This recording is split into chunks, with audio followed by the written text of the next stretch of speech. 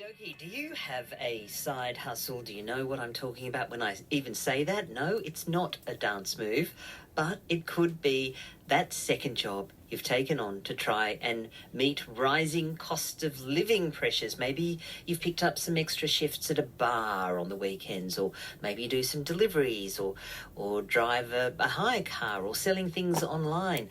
Well, if you are busy juggling a couple of jobs, you're not alone. In fact, this is an amazing figure. There's close to 1 million people working multiple jobs, according to the latest Australian Bureau of Statistics figures, 959,000 to be exact.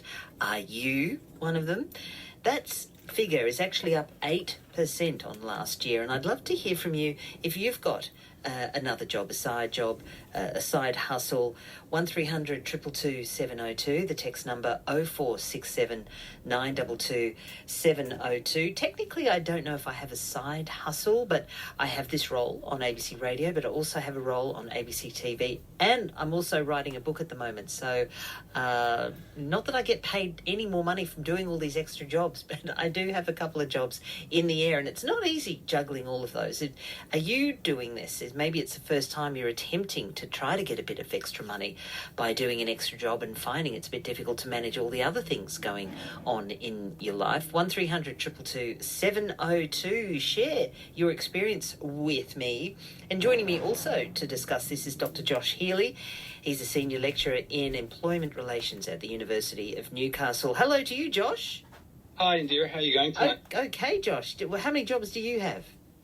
Look, I just have the one at the moment, thankfully, and I can tell you that... That's very lazy of you, Josh. I sympathise with those that are trying to do more than one. I know, because one job's hard, isn't plenty of us, I think, have a hard enough time just managing the one. So I think what you said was funny at the beginning. It is a bit of a dance. I reckon that's an apt analogy for what many people are trying to do. Yeah, and sometimes not a very pleasant dance at that. So what's the main driving factor, Josh, in why people are getting a second or third job? Oh, well, I think we don't have to search too hard for an explanation on this one. I think, rising costs of living are really the main driver. And, I guess mixed in there a bit of sort of the turmoil and upheaval that many of us experienced through the pandemic. We know from plenty of good data, and it's in the news all the time, that the prices of just about everything have been going up, and in many cases by quite a lot. Okay, so if you look at the consumer price index data and look at what's been going on in the last year, literally every category of thing that we need to buy has been going up, and often by quite a lot. So housing costs, food prices, you can't really avoid paying those costs, right? But costs of petrol, transportation, and indeed the cost of many of the services that we need to buy. Eating out, getting a haircut, paying for home and contents and motor vehicle insurance, all these prices have been going up. So people, in effect, are being squeezed, and we know that average wages, remuneration for work, compensation hasn't been keeping up, okay? So people are in a situation as individuals and often as families of sort of essentially needing to bring in more money to keep up with the cost of everything that they need to buy. Plus the pandemic, of course, I guess disrupted a lot of things and has thrown into the mix, some uncertainty maybe on the employer side, and some changes of attitudes about the kinds of work that people want to do on the employee side. So I think that's a contributor too, but undoubtedly the big thing is rapidly rising cost of living. Dr. Josh Healy is with me from the Newcastle Business School. We're talking about those extra second and third jobs that a lot of us are picking up, the side hustles. Something like almost 1 million people are trying to juggle all these extra roles in a pretty scary looking dance. If you're one of them, I'd love to know what jobs you've actually picked up and how it's working for you, how you managed to juggle all the responsibilities. 1300 222 702. Josh, as you mentioned, yes, rising costs in all sorts of areas, the disruption during the pandemic, the lack of wage improvement in increase for most people, but also at the same time, our work hours for that one job has increased. We're actually working longer in that one job. So how are people finding extra time to do another job?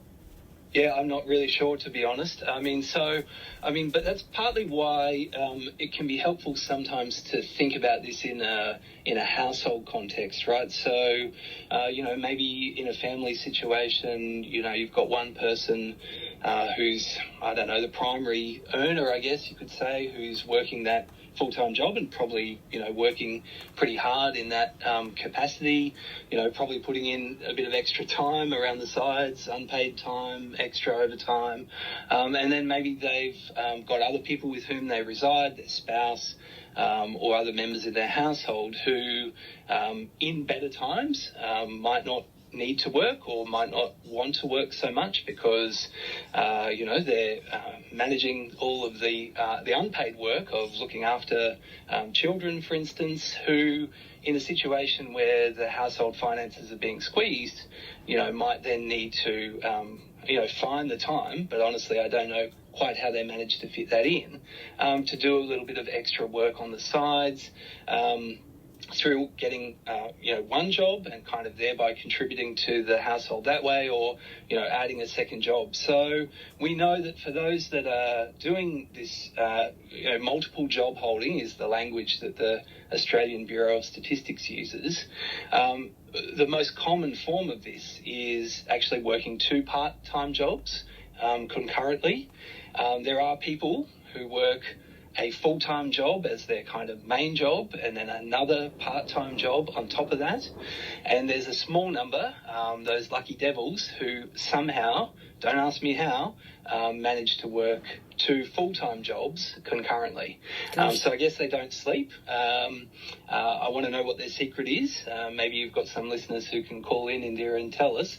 But that's kind of the mix. And yeah, it must be a strain. So I guess that's important to recognise. And I guess that's why I'm a bit, I don't love the language of the side hustle. I know that that's kind of caught on, but it tends to make it sound kind of fun and, it's like it has a certain connotation where I think in reality for many people this is driven by necessity and it's not what they would probably ultimately prefer to do. Yeah. 1300 222 702. We're talking about those second and third jobs. Are you caught up in trying to juggle a few jobs at the same time? Would love to hear your experiences. 0467 922 702 is the text line. Taylor from Wollongong. Hello to you, Taylor. Hi, Indira. How are you? Very good. So tell us what your situation is.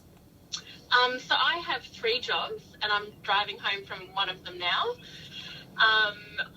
One of them's a full-time job. That's with my partner in his business. And the other 2, I guess, would work to be like part-time. So 1 full-time job and 2 part-time jobs. And how are you juggling all those roles? Yeah, so hopefully there will be some tips from your guest speaker. It's a lot. I found that it does kind of encroach on the time and energy that I have just for myself, and also the time and energy that I have for my partner and family, friends. Yeah. And why did you want to take on all this extra workload, Taylor? Or why did you need to? It's a tricky thing. I guess that I was in a position where I wanted to keep relevant in my field, which I'd studied in.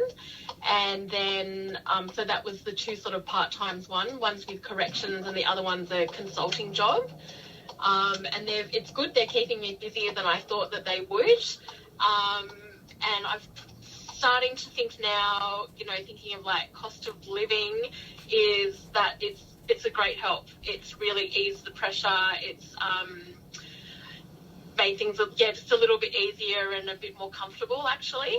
So it's, as much as it's kind of, it wasn't really a necessity, it's definitely, it's potentially going to be a necessity. So, yeah. So, Taylor, it sounds like you must be working all the time. So what toll does that take on your well-being and your health? So trying to schedule in to go to the gym is a lot. Just even, I think a toll when you're talking about on like well-being and on my health, I'd much prefer to sit on the couch than to go for a walk, even though I know going for a walk is going to be the better thing for me, but just kind of like mustering up the energy sometimes to do that. Like, do you know what? I don't want to do anything. I don't want to have to really think about things. I don't want to make decisions. So it definitely does take a toll on a lot of those other areas and factors of my life. Yeah. And how long do you think you can carry on like this, Taylor?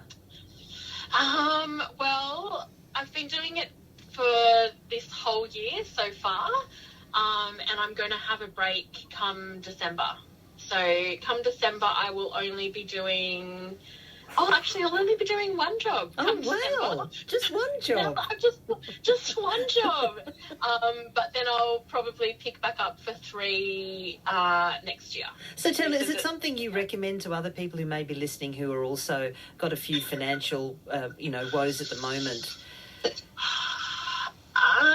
It's not really something that I would recommend. I guess like my partner and I are in a we don't have any children, so I wouldn't be able to comment on what it's like if you're you have a family, you've got young kids, and you've got all of those other commitments. I can recognize that has made it a lot alleviated some of that time in terms of being able to go, oh, well, I know that I have the time to give to 3 different jobs, which makes me sound like a lunatic, because I would feel that if we had kids, that it would be, my priorities would be elsewhere, and I know that I just wouldn't have, it might be cheeky to say this, but I guess the luxury of the time to decide if I want to have 1 job, 2 jobs, or 3 jobs. So, yeah. Well, Taylor, tonight you've picked up a 4th job. Excellent on-air radio broadcasting, commentating to the state skills as well. There you go, Taylor, with 4 jobs in Wollongong. Oh, well, look, I was driving home from them and I listened to you on the radio. I was like, oh my goodness, I listen to you every night and I've never called. Now's the night to call. Oh, so, wonderful. Yeah. Well, Taylor, thanks for calling in. But I do feel sorry that you are working so long. So thanks for taking this time out to then explain that to us. But go to the couch and put those feet up. Yes, I will. Lovely. Thanks, All right. Indira. Thanks a lot, Taylor. Okay. There you go. What did you think about that, Josh? Oh, that was really fascinating. What a great insight into the experience. I mean, we didn't ask Taylor how old she is, and it might have been impolite to do that. But one of the things that we know from the data that the Bureau is putting out is that it is younger people, okay, who are sort of overrepresented, if you like, in this particular category of workers, okay? And I think in just listening to that story, there were a few interesting elements in that, right? So you hear that the notion of sort of the time squeeze, how you're gonna fit everything in. You get that sense of like depletion, and that's sort of interesting because we know that in a way this sort of economy sort of feeds on itself. So if people come home from work, they're exhausted, they can barely sort of summon the energy to get up off the couch, then what are you going to do? You're going to call a delivery company who's going to send out some gig economy worker probably to deliver a ready-made meal to you, right? So in a way, this... that the fact that we're all doing all this work and that we are sort of feeling stretched in some ways kind of contributes to the growth of these kind of jobs on the fringes, if you like, of the mainstream economy.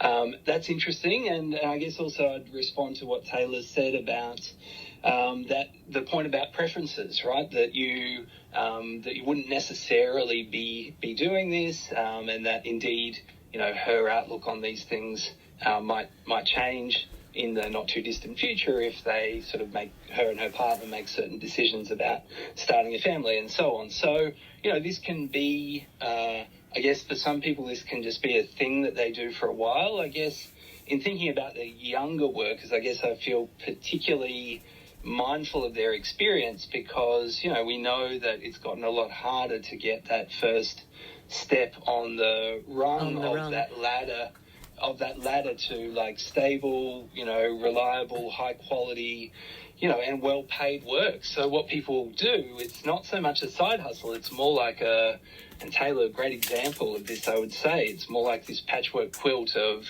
these different bits and pieces of jobs that you do in the hope that, you'll, immediately make enough money to kind of sustain yourself, but also hopefully, build a skill set and maybe eventually find that career that you want to pursue longer term. We've got another Her case was interesting. Sorry, I was just going to say, just because she's combining all these different jobs in quite different sounding sectors, so that's also quite unusual. Nathan is with us. Evening to you, Nathan. Hello. Hey, Nathan, so tell us what your job situation is. Well, I started my permanent part-time job when I was 18. I was a commercial cleaner. Yep. Back in 2007, and I've been doing that for 15 years until I recently started, doing it myself. But I've always had 2-3 jobs on top of that. It's good to break up your day, break up your week, and as a commercial cleaner, I'm working in the morning and I've got all day to do whatever I want. Okay, so for you, it works well. You find that it's not exhausting. You've still got a little bit of life balance in there, Nathan? Yeah, not really. Sometimes, you can't go out and have a good weekend because you got to get up at 4 a.m. in the morning. But it was more the daytime where I can go to the beach, sleep on the beach there, do a bit of kayaking and just multitasking, really. Okay, Nathan, and we often, do these extra jobs for more dosh. So what about the tax implications on these extra jobs? Yeah, so with my permanent part-time job, my boss was good enough he paid a little bit extra tax. I had my own money, obviously, but and then my other jobs were, all 40%, so you are paying a bit of tax on your second job. So, but I always had jobs that I liked, and whenever I liked them, I just left. They weren't my permanent work; they were just my part-time. Like, I was a barman for a while, and I worked at a winery, working as a groundsman. It was I've had a few jobs. Yeah. All right, Nathan. Thank you for that call, Faye. Evening, Faye. Hello. How are you? Hi, Faye. Now, Hi. So you work 3 jobs. Yes. Well, I did. I'm no longer working 3. I'm just 2. But yes, I had 2 full-time, a full-time role and 2 part-time roles I was working. So how many hours a week was that? 72 on average. Gosh. And were you doing that because you needed to, make some extra money? No, I mean, the money was extremely helpful, absolutely. But I was doing it because it was systemic advocacy work, and I was doing it because it was needed. It was in mental health. And we really need to see some pretty major changes in mental health. Okay, all right. So you're doing it because you're needed and there's an important cause you want to help out. But 3 jobs, how do you juggle that time-wise? Well, it was really difficult. So I did lots of nighttime and weekend work to get it all done. So, it was exhausting, but I can no longer do it. It was too exhausting.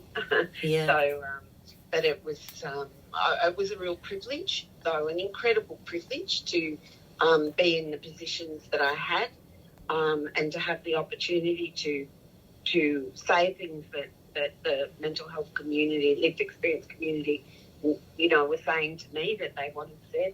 It was a real privilege. All right. Thank you, Faye, for sharing those experiences. And it shows from our callers tonight, Josh, that there does seem to be a couple of different reasons why people work a couple of extra jobs, different areas, different age groups, some because there's a need they care about, some because they need money, others because they enjoy the variety. So we've had a really good cross-section of the different reasons people have those extra jobs. Unfortunately, we're going to have to leave it there, Josh, but thank you so much for joining us on Evenings.